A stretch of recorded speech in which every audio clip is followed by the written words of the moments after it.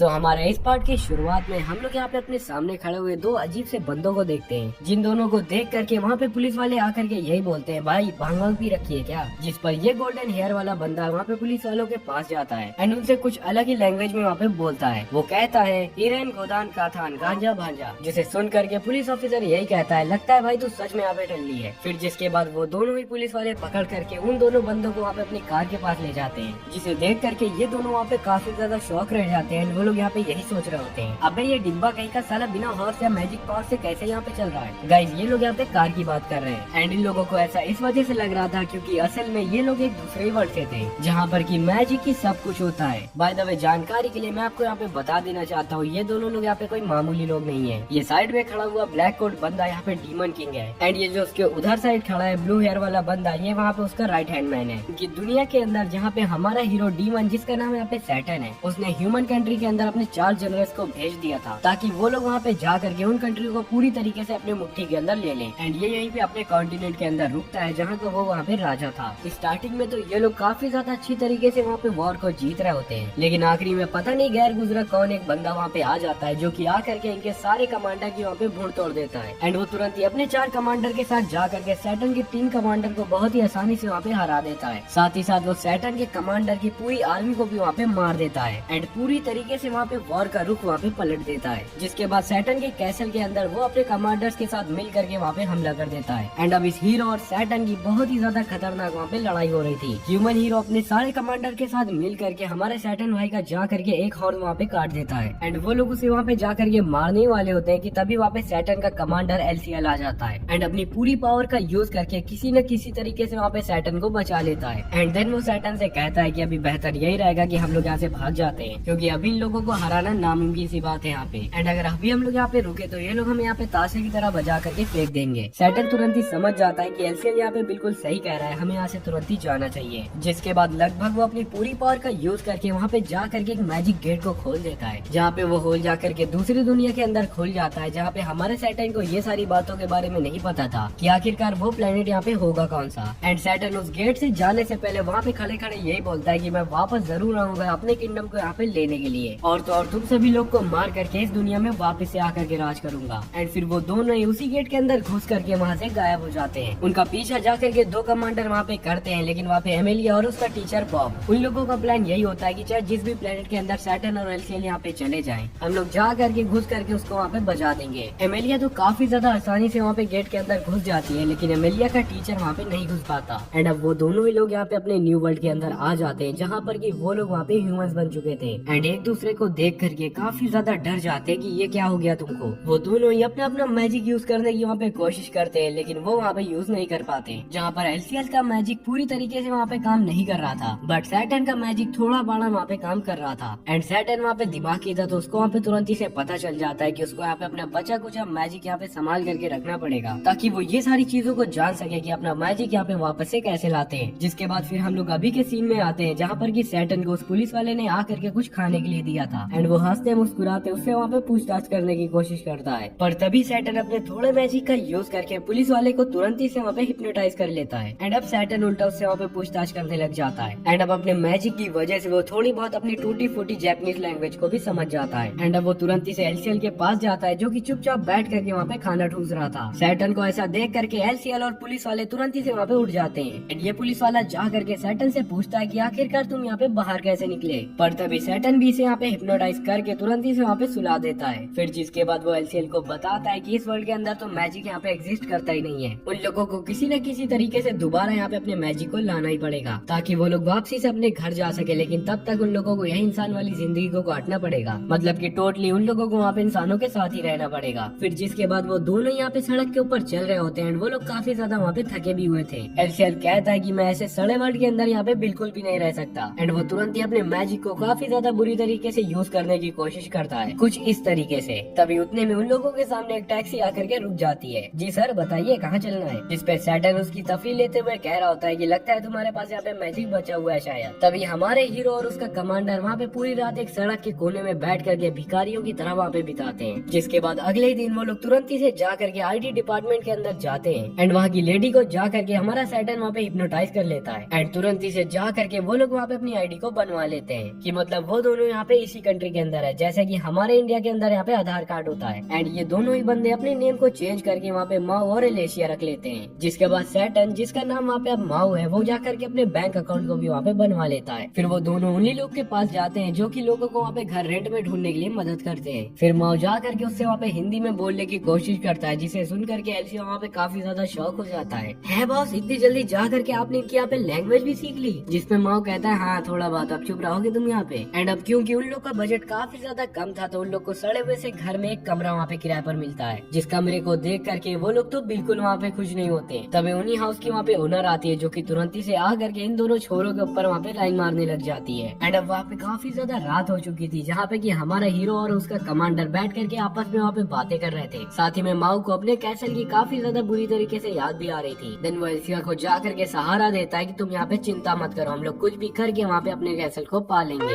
And माओ को इतनी ज्यादा बुरी हालत में देख करके एलिशिया तो वहाँ पे पागल हो चुका था। वो वहाँ पे काफी ज्यादा बुरी तरीके से चिल्लाने लगता है, जिसे सुन करके वहाँ के नेबर्स तुरंत ही वहाँ पे एम्बुलेंस को बुला देते हैं। अगले दिन माओ एंड एलिशिया यहाँ पे हॉस्पिटल के अंदर होते हैं। एंड माओ इस वजह से वहाँ पे इतनी बुरी तरीके से बेहोश हो गया था क्योंकि उसने 2 दिन से यहाँ पे कुछ भी नहीं खाना खाया था। माओ ये भी समझ जाता है कि वो यहाँ पे हर तरीके से ह्यूमन बन चुका है, तो अब उसे यहाँ पे भूख भी लगेगी। साथ ही में उसके पास ज्यादा मैजिक भी नहीं बचा है, तो खाना अच्छे से खाने के लिए एंड घर का रेंट देने के लिए उन दोनों को कहीं ना कहीं जा करके यहाँ पे काम तो करना ही पड़ेगा। वो दोनों लोग कई जगह वहाँ पे जॉब के लिए अप्लाई करते हैं, पर एलिशिया की नौकरी वहाँ पे कहीं भी नहीं लगती क्योंकि अभी उसको ढंग से यहाँ पे हिंदी बोलना आता ही नहीं था। पर माओ को वहाँ पे मैकडोनाल्ड के अंदर ऐसा पार्ट टाइम जॉब वहाँ पे मिल जाती है। तभी इस वर्ल्ड के अंदर इन लोगों का वहाँ पे 1 साल पूरी तरीके से बीत जाता है। ये दोनों ने अब काफी ज्यादा अच्छी तरीके से हिंदी सीख ली है। एंड माओ ने तो एक वॉशिंग मशीन, एक फ्रिज एंड एक साइकिल भी यहाँ पे खरीद ली है, जिस साइकिल का नाम उसने वहाँ पे दुल्हन रखा हुआ है। एंड उन लोगों ने मिलकर के डिसाइड किया होता है कि माओ बाहर जा करके वहाँ पे काम किया करेगा, बदले में एलिशिया यहाँ पे घर का पूरा काम किया करेगा, साथ ही में वो यहाँ पे खाना भी बनाएगा।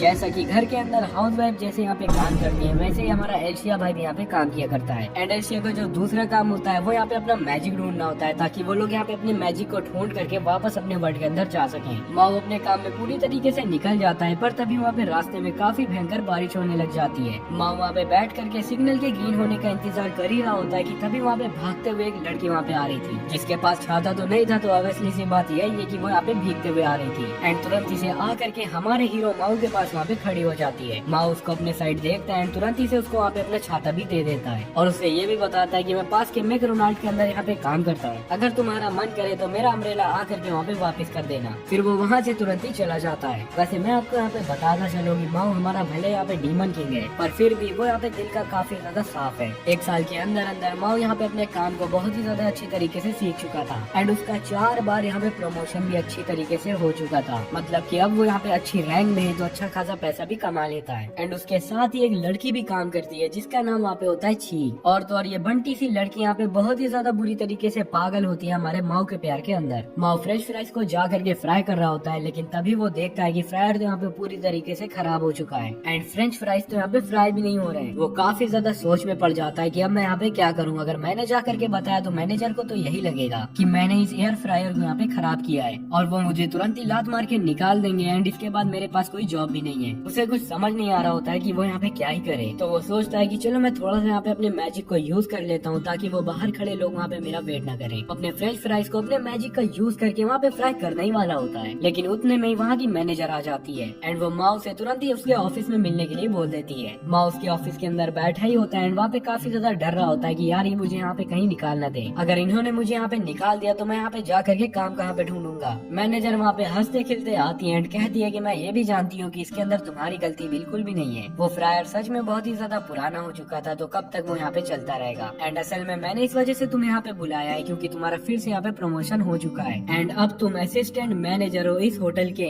जिसे सुन करके माओ की तो वहाँ पे खुशी से चीखें निकल जाती हैं एंड वो रास्ते में काफी ज्यादा मजे में गाता फिरता वहाँ पे जा रहा था, पर तभी रास्ते में उसे वही वाली लड़की दोबारा से मिल जाती है एंड वो आकर के कहती है ओए, जिसे देख करके हमारा हीरो माओ यहाँ पे कहता है अरे तुम मेरा अम्ब्रेला यहाँ पे वापस कर दो। वो लड़की काफी ज्यादा गुस्से में आकर के कहती है कि आखिरकार फाइनली मैंने तुमको यहाँ पे ढूंढ ही लिया, सैटन तुम यहाँ पे छुपे बैठे हो इतने सालों से। जिसे सुन करके माओ वहाँ पे काफी ज्यादा बुरी तरीके से डर जाता है क्योंकि उसने अपनी पर्सनैलिटी को पूरी तरीके से छुपा लिया था। बाय द वे ये लड़की और कोई नहीं बल्कि इमिलिया है, जो माओ का पीछा करते करते इन्हीं के वर्ल्ड के अंदर यहाँ पे आ गई थी। वो माओ से कहती है कि मुझे बहुत टाइम से तुम्हारे ऊपर यहाँ पे शक हुआ करता था कि तुम यहाँ पे कहीं सैटन तो नहीं, लेकिन आज जब मैंने तुम्हें यहाँ पे उन फ्राइज को फ्राई करते वक्त वहाँ पे अपना थोड़ा मैजिक यूज करते हुए देखा तो मेरा शक यहाँ पे यकीन के अंदर बदल गया। एंड अब तो तुम यहाँ पे पूरी तरीके से मारे जाओगे। फिर वो अपने नाइफ को वहाँ पे बहुत ही ज्यादा तेजी से बाहर निकाल लेती है, जिसे देख करके हमारा माँ वहाँ पे कहता है, अरे ये तो वही 20 रुपए वाला चाकू है ना जो कि वहाँ पे मेले में मिल रहा था, तुम्हारी मैजिकल शॉट कहाँ गई? वो लड़की कहती है, तुम चुप रहो, तुम यहाँ पे कुछ न बोलो। एंड वो तुरंत ही से जा करके हमारे माँ के ऊपर वहाँ पे अटैक कर देती है। नेक्स्ट सीन में हम लोग यहाँ पे देखते हैं कि वो लोग यहाँ पे पुलिस स्टेशन के अंदर थे, क्योंकि उन लोगों को सड़क के ऊपर लड़ने की वजह से वहाँ से उठा लिया गया था। एंड ये पुलिस वाला एमएलए से आकर के समझाता है उसे, देखो भले तुम्हारे यहाँ पे कितनी भी लड़ाई होती हो तुम्हारे बॉयफ्रेंड से, लेकिन तुम्हें उसके ऊपर ऐसे चाकू से अटैक तो नहीं करना चाहिए। एंड अब एमेलिया वो यहाँ पे क्या ही कर सकती थी, वो यहाँ पे चुपचाप बैठ करके पुलिस वाले की मन गलत बातों को सुन रही थी। एंड फिर इन दोनों को ही वहाँ पे छोड़ दिया जाता है वापिस अपने घर में निकलने के लिए। वापिस जाते वक्त एमेलिया यहाँ पे माँ से कहती है कि आज तो तुम यहाँ पे भले बच गए, लेकिन ज्यादा दिन तक तुम यहाँ पे बच नहीं पाओगे। माँ कहता है, ये सारी बात तो ठीक है, लेकिन तुम मेरा यहाँ पे छाता तो वापस कर दो। सच में वो यहाँ पे काफी ज्यादा महंगा था।